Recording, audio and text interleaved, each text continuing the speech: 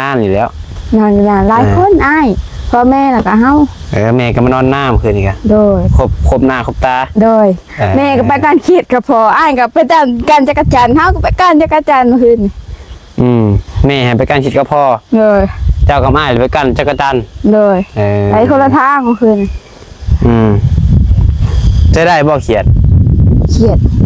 แม่ไปขายแล้วก็แกงนี่ไปขายอะไรเจ็ดน้อยอ่ะเจ็ดน้อยจักรจันทร์ได้ร้ายว่าจักรจันทร์นะได้รอดไปโอ้110เห็ดอะไรเอาให้ก่อนสามารถการนี่มื้อนี้ครับไปบนมือแล้วมันบอกไปอยู่หรือไปบนมือเลยที่แต่บ่เศร้าเนาะติดดองๆเจ้าดีใจบ่เกินได้ไม่นึงดิ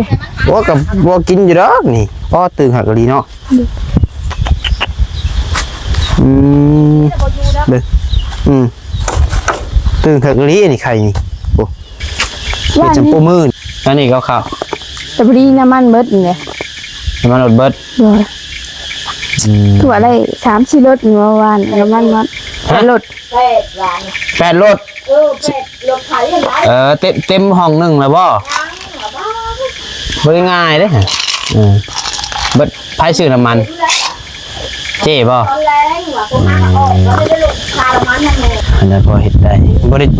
เช้ากินเลยแล้วบ่ยานะแล้วก็บ่เจ็บบ่ยังเลยบ่ได้มีอาการยังบ่เป็นเลยมึงฮะเป็นเลยจะบ่ได้เจ็บบ่หยังเขาว่าเจ็บก็ว่าเจ็บก็ว่าความจริงแล้วพอขออนุญาตนำพี่น้องเป็นประจำเดือนอีกล่ะมาแต่มื้อใดวันเป็นวันนี้กดเดออันเป็นแล้วมันเป็นลายบ่ล่ะมันเป็นน้ำหนอกละ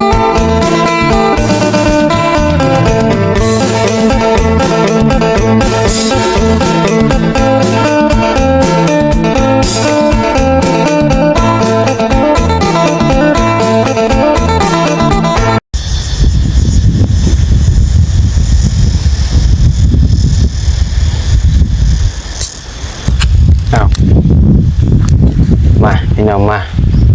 เปิดคลิปเปิดภาพมาบอกมาทางใดเท่อันนั้นเนาะบ่ฮ้อนแดดบ่แม่นอยู่บ่น้องน้อยพี่น้องเนาะคือแม่ม่านแท้แม่นอยู่ว่าลูกสาวเจ้านะฮะ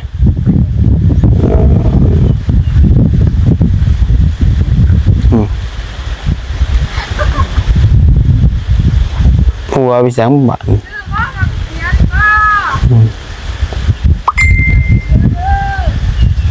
ขายเครื่องขายอยู่ในก๊กม่วงพายสิไปซื้อน้ำนี่แต่ขายให้ผีอะไรอยู่หันนะเอาพี่น้องเลยเนาะกราบทักทายสบายดีและสวัสดีพ่อแม่พี่น้อง FC เบิร์ดสุขุสุคนและพี่น้องเด้อ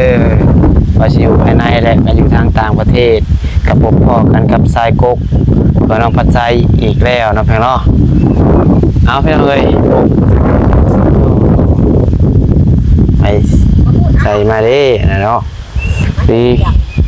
เรามาใส่กันเดินทางมาพอดีเหมือนนี่พี่น้องเนาะนายสเปลเขียนข้างพื้นเลยคือเราแม่ม่านมาจะใส่ยังนี่คือแท้ใช้อันนี้มาใช้อันนี้ฮะมาแต่หาดอกกระเจียวขอ1 บทเพลง1 บทเพลงว่าอ้าว1 บทเพลงเฮ้ยดอกกระเจียวบานนานแล้วถึงมันจะซ้ำได้บ่ชอบกินเถียงค่ะกันชำนี่แหละใช่ดอกกระเจียวคนตกแหงคนน้องจะชงลบเลยได้เถียงกันได้3 รบฮะ3 รบเลยได้ไปดิไปใส่ไปกินคือดุแท้คือดุแท้ไปแย่มาแดงไม่ได้ปุ๊บทำผิดโอ๊ตมันไปเลยย่าไปหาแย่ไข่หมูแดงบ่ได้เด่นไหมเนาะคืนนี้ก็ไปกันจักรจันทร์คืนนี้ก็นอนหน้าวันคำออกมาประมาณ6 โมงเขาออกวัน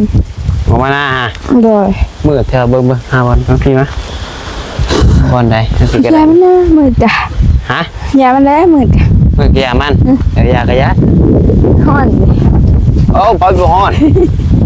บอกว่าฮ้อนแก้วก็เบิ่งดีกว่าใส่บ่ฮ้อนกับพี่ได้เห็ดเนาะใส่แต่เสื้อแขนสั้นยังนั่น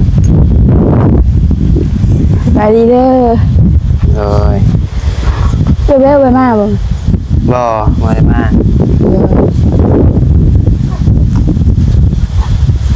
มาแต่ดอกกระเจียวบ้านนี้ออกมาหน้า6 โมงไปใช้มาคือออกมาค่ำแท้ บ้านนี่มาอันนี่มาเลยออกฮอดบอกกับเจ้าจุดป่าเด้ชะน้อยเด้เด็ดลินั่งหน้าพริชมองนึงแล้วก็จังเมื่อได้ทุกมองมันเฉพาะแดดมืดเลยออกออกมาแต่บ้าน6 โมงดูคอยเลยถ่าจะบดมือเมื่อวานนี้คอยเลยนั่งถ่าอยู่คุมก็มาค้าม2-3 ชั่วโมงมานั่งถ่านอนตื่น1พอฉันเอาหลัดออกมาทางกันพ่อเลย เพราะอะไรตอนนั้นเจ้าออกมาจะโทรหาอ้ายจนเมื่ออะไรคือใช่ยาใช่ไอ้มาถ่านั่งนอนถ่าโทรหากับบุติดเจ้ากันเนี่ยนี่ยังถือแจ้งแล้วนี่แหละโทรหากับบุติดโทรหากับบุหับวะ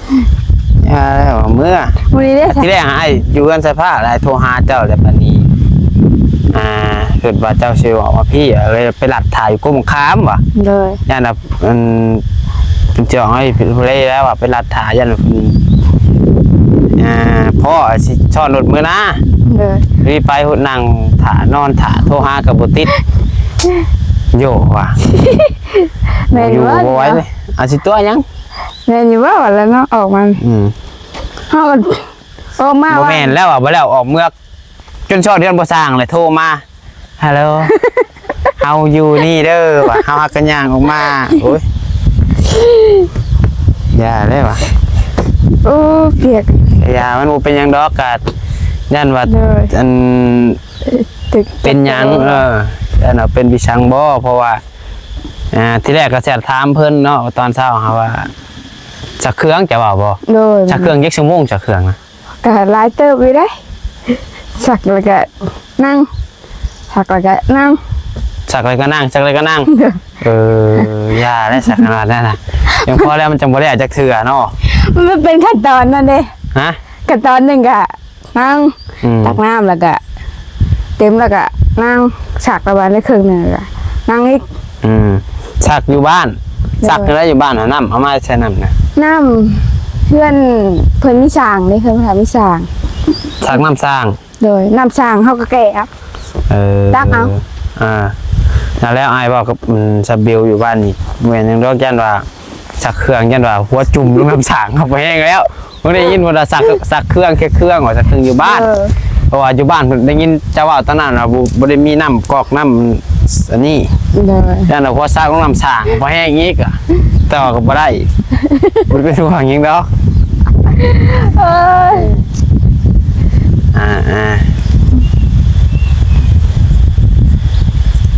สักเครื่องแต่9 โมงจนที่อันเมื่อเราเที่ยงเราจนค่ำนี่พอแล้วคือว่าเสยอารมณ์ดีแท้หมดถึงหมากได้มาไปวันเมื่อนี่ไปพ้นมือพวงวันเมื่อ3 รอบ 4 รอบเมื่อคืนหนึ่งไปจานจากจานผู้เดียวจักมาถึงหมากได้มานอนกับไพ่เมื่อคืนนอนเดียวนอนนี่แม่กับนอนพูดฝอแล้วบ่นอนนานอยู่แล้วนอนนานหลายคนอ้ายพ่อแม่แล้วก็เฮาแม่ก็มานอนหน้าเมื่อคืนนี่กันโดยครบหน้าครบตาโดยแม่ก็ไปการเขียดกับพ่ออ้ายก็ไปการจักรจันทร์เฮาก็ไปการจักรจันทร์เมื่อคืนแม่ให้ไปการชิดกับพ่อเลยเจ้ากับอ้ายไปการจักรจันทร์เลยไปคนละทางเมื่อคืนจะได้บ่เขียดแม่ไปขายแล้วก็แกงนี่ไปขายอะไรเจ็ดน้อยแหละเจ็ดน้อยจักรจันทร์ได้ร้ายว่าจักรจันทร์นะได้รอดไปโอ้110เห็ดอะไรเอาก้านนี่คือว่าติดเอาก้านแล้วก็มันอยู่ต้นมันก็ต่ำๆนะฮะก็เอาขึ้นร้ายเป็นงอนจักรจันทร์มันแรงต้นนี้ก็ร้าย มีโอกาสได้เนาะ โด ไป ย ถ่ายสิเบิ่ง ต้นหนึงนี่เองอ่างอีกอ่างหลายบ่เหือเอา อืม ให้ไปกันนั่นเดียว เจอกับไปก้าน โอ้ย ได้ร้อยไปโต 110เรือนเนาะ โอ้ อ่าก็ได้เลยว่าแม่ ทำคุณหนักมาก็ลองหักสิ เดี๋ยว50 ของเจ้าหาได้110ของง่ายหาได้150โอ้ โอ้หา200ไปแล้วทางกันได้คนชายแท้ไปเด้อ ใส่ไปเบิ่งดูเอามาเบิ่งดูขายเบิ่งแล้วโอ้ยจะเราไปขายเบิ่งเลย เรียกมาแรง ใช้เบิ่งหมูแดงก่อนซะมามื้อนี้ครับไปเบิ่งมือแล้วแมันบ่เออ ไปอยู่หรือไปรถมือเลย ติดแต่บ่เช้าเนาะติดดองๆจึกดีใจบ่เกินได้ใด น้อยนึงดิ โอ้กับบ่กินอยู่ดอกนี่พ่อตื่นหักกะลีเนาะอืมเด้อตื่นหักกะลีนี่ใครนี่โอ้เป็ดจำโปมือนี่พี่น้องเอ้ย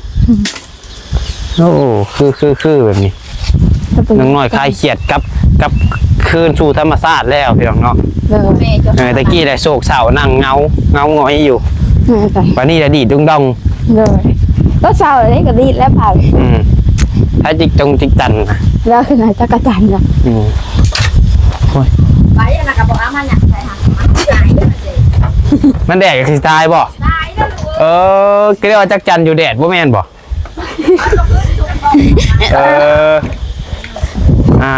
ส่งกระสอบโตผู้เด้ ส่งกระซองโตโอดโคตร นี่เลย นี่เด้จะได้ของเจ้า แม่จะได้ไหม ทุกทองบ่มีนาเด้อ นี่ต้องอายห้าวอย่างนี้ของอายห้าวนี่ คือได้แยกกับของอ้าย เพื่อจะได้บัดนี้ไปขายบ่บัดนี้ คือว่าให้อายนั่นเพราะว่า ให้อ้าย ให้บอกว่าใช่เด้อว่ะ ตาว่าวฮะ ให้อ้ายเลย อ้ายเจ้าหาบอกฮะ ให้เด้อแม่ ให้เอามาขายให้อ้าย ให้ซื้อ ให้อ้ายซื่อ เลย เอามากินต้นแม่ ๆแม่นบ่โอ้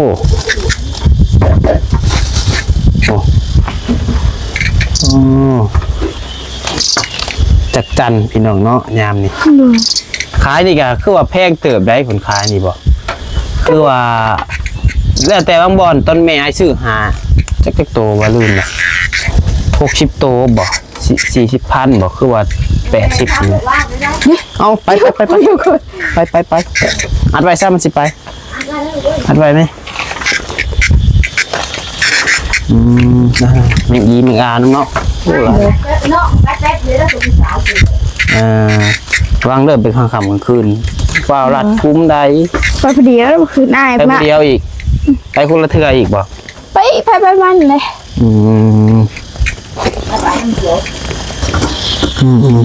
ห่อนดิ ได้ก็ได้จะไปใช่เลยสะ ไปอันดิน ดิน คนดินเขา เราเป็นคนดินข้าว เลยกระพอ เพิ่นเฮ็ดได้แหละน่ะพากันร่วมกันเว้ากันได้แหละคนเข้าเองนี่บอกกันได้ จ้างเพิ่น จ้าง เลย จ้างเท่าใด อ้ายแหละเขาได้เพิ่นมีกำลังใจ จ้างอ้าย เลยกระพอเฮ็ดกระพอ อ้ายก็พอไป2คน เลย โอ้คนก็2คนเท่าก็พอละ เลย เพิ่นบ่ได้เฮ็ดหมู่นำบ่ซะ บ่มุมบ่เฮ็ดบ่ให้จัก รวมกันละจ้างอ้ายเอาเท่าใดน่ะจ้างเพิ่นสิให้เพิ่นเท่าใด คือละ500,000 ก็พอคนละ500,000 เลย ก็ดีแล้วคันว่าเฮ็ดได้ก็เพราะว่ามันก็ซ้ำของที่เจ้าเองให้เอาง่าย โด ก็ ย เฮากันอยู่เอาอ้ายก็คันตัวฮู้ว่าอ้ายเป็นจังไดตัวก็ช่วยเว้าให้ เลย อย่าใส่เอา กินน้ำเลย นี่คือ น้ำมาเลยเราเห็นเพิ่นเลย ไปตอนใด แม่ไปขายเขียดดิ ดีแล้วขนาดเพิ่นเฮ็ดคะแนนว่าเพิ่นนั่นก็เจ้าพ่อมีเนี่ยก็หายเพิ่นพอได้มีกำลังใจคือจะเว้าหาแล้วอยู่เอานี่แหละเฮาก็ โดย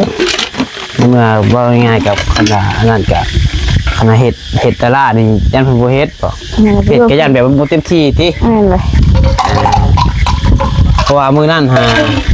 มือมาส่งน้องน้อยมือซื้อนั่นเนาะน้องบ่ใส่เห็นเพิ่นแหละอยู่เที่ยงแหละพี่น้องน้องบ่ใส่ได้ร้องมันบอกเพิ่นว่าคะแนนว่านัดมีหมู่มีหยังแหละให้เพิ่นหาไปชวนหมู่คนดินเขาเฮือนเนาะ โดย จ้ะแต่บัดนี้ฮะสงสัยหมู่คนบ่เฮ็ดได้เฮ็ดกับพ่อติรวมกันเฮ็ดกับพ่อ โดย พอน้องบ่ใส่ว่าจ้างล้านประมาณล้านหนึงนี่แหละพี่น้องเอ้ยจ้ะ โดย ขณะมีหมู่เฮ็ดนำกับชวนกันว่าเอาข้าวแล้วเบิดหันหาล้านหนึง โดย เพิ่นเอาข้าวแต่จังมื้อเลย ว่านี่ ตอนนี้ก็ข้าว แต่พอดีน้ำมันเบิดนี่แหละ น้ำมันรถเบิด โดยถั่วได้3-4รถเมื่อวานน้ำมันมัดรถ 8รถเต็มห้องหนึงแล้วบ่บ่ง่ายเด้ฮะเบิดไผซื้อน้ำมันเจ๊บ่ ตอนแรงว่ะผมมาออกแล้วได้ลูกคาร์มันทำไม ค่าน้ำมันน่ะเท่าไหร่เด้อซื้อเบิด มันในเครื่องแกงนั่งมันเลย โอ้บ่หลายเติบอยู่ดอกน้ำมันนี่ ร้านนี้ในคือแปดสิบบาท อยู่ในบ้านค่ะ คือบ่ได้ซื้อในปั๊มบ่ อยู่ในบ้านมันนั่นมันนี่ เอ่อ นั่นแหละลูกว่าซื้ออันนี้บ้านได้แหละอันนี้ว่าแปดสิบแสนนึง เนื้อคนละคนเขาเองได้กับคนเขาคนละบ่ไหว้กะ บ่ไหว้กะมื้อหน้าอ้ายก็เห็นเพิ่นจกอยู่บ่อนทางโค้งอะทางโค้งไกลโรงเรียนไปหั่นเด้อ้ายแวะถามให้อยู่มื้อนั้นน่ะแหละเพิ่นว่าไหนก็จักรถวะรถหนึงก็4,500รถ10ล้อฮะคันดันพร้อมได้500,000แล้วบัดนี้คันถามเพิ่นแล้วเพิ่นว่าส่งอยู่แถวบ้านทางนาคำใต้เพิ่นบ่มามันไกลเพิ่นว่าบ่มาส่ง ส่งไปที่บ้านน้ำใต้ บ่เพิ่นว่าคันแถวบริเวณแถวโรงเรียนแถวหยังหาเพิ่นสิมาส่งให้อยู่แต่ว่าไอ้เว้าแถวเฮือนเจ้าจะมาส่งแถวเฮือนเจ้าบอก มืออย่างคือเห็นข่าวอยู่บ้านอยู่ไหม เอากระเพราอันนั้นแหละของบ้านไม่ใส่ข้าวไม่ใส่ แต่เพิ่นหาบ่ได้มาบัดนี้เพิ่นน่ะมันไกลเลยเพิ่นบ่มาบ่ง่ายๆบ่คุ้มค่าน้ำมันเพิ่นติ แม่นแล้วมันไกลเด้เขาอีกอย่างเฮาก็บ่ได้เฮาก็บ่ได้เอาหลายหั่นน่ะเพิ่นว่าคันได้ว่าไปจกแถวใกล้สิบ่คนน่ะแต่ว่าคันคนเองเขาได้ก็คันค่อยเฮ็ดไปหั่นแหละเมื่อละ5รถ10รถดีกว่าจุฬาดีกว่านอนหายใจถิ่มคันเจ้าอันนั้นก็ว่างๆก็พากันออกไปซอยกัน ที่เงินกว่าให้กว่าหันแปดสิบเลย เงินนี้หนึ่งร้อยบอก เจ้าก็เห็นว่าได้กับพ่อนั่นแหละไปเชียร์ไปยังช่วยเพื่อนนั่นแหละพูดถึงอะไรกันอันนั้นพอเห็นได้บริเศร้ากินเลยแล้วบ่ยานะ เข้า แล้วก็บริเจ็บบริยังเลยบ่บริมีอาการยังบ่ เป็นเลยมึง ฮะ เป็นเลย อ่า จะว่าบริเซฟอะไรอย่าง เขาบ้านเจ็บกับว่าบ้านเจ็บ ก็ว่าความจริงอะไรพอคนอนุญาตน้ำเพียงนอกเป็นประจำเดือนอีกล่ะมาแต่มือใด ว่าน เป็นวันนี้กดเดออันเป็นแล้วมันเป็นลายบ่ล่ะมันเป็นน้ำหนองลายบ่ตัวแบบปกติ กะธรรมดาหมอบอกกระโทรมาอีวัน มอไซค์ หมอโตห้องหมอเวียดผู้ใดแต่พาเบอร์ให้เลยเวลาเป็นได้ติดตามอาการเฮา โอ้ติดตามอาการ เลย เขามาถามติดตามอาการเจ้า โดย แล้วก็ง่ายๆกับเป็นเม่นอีกแล้ว เป็นเมื่อวานนี้เนาะ โดย คือว่าหากระเศร้ามันยังบ่ฮอดเดือนซั่นนะมันเศร้านี่ทิศช่องทิศ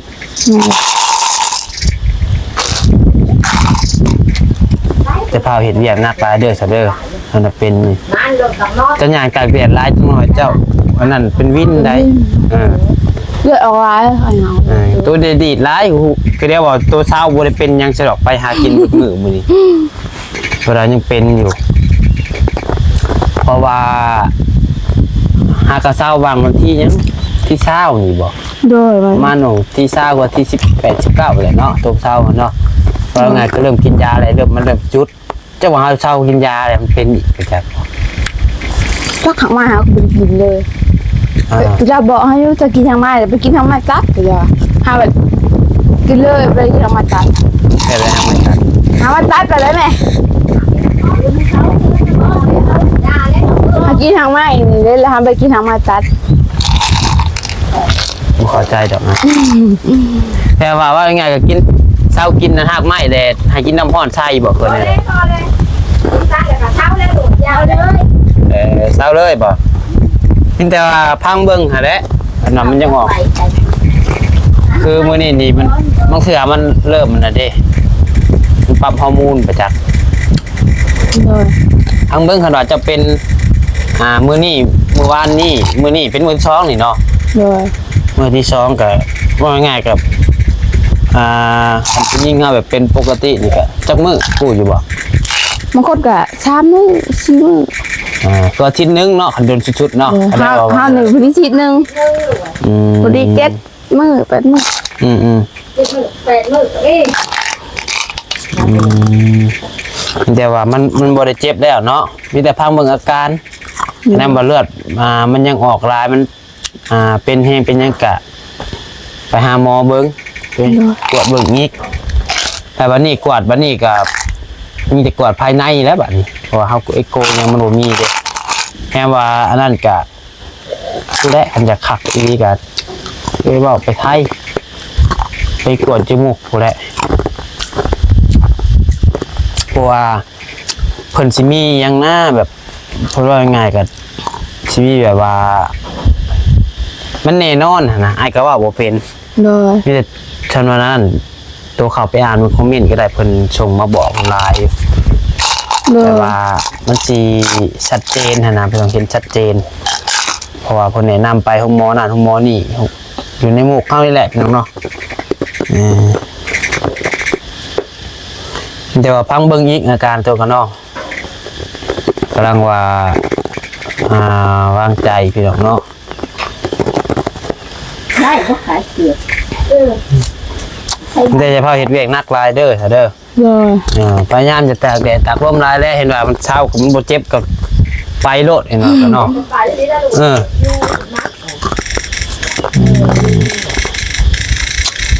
คืนจนให้อยู่มาไปเมื่อคืนก็ใช่พูดเลยมาแล้ววะมีคนไหลแล้ววะ นายตุ๊ก บ้างวันแรกอายนักก่อนเดือน3เลยค่ะ3อ่ะเพราะว่าเคยชมหนึ่งได้แต่มัน3ว่าขายถึงไปแล้ว มันจะระมัดระวังเอาแล้วจะมันเป็นมาอีกเนี่ยเลย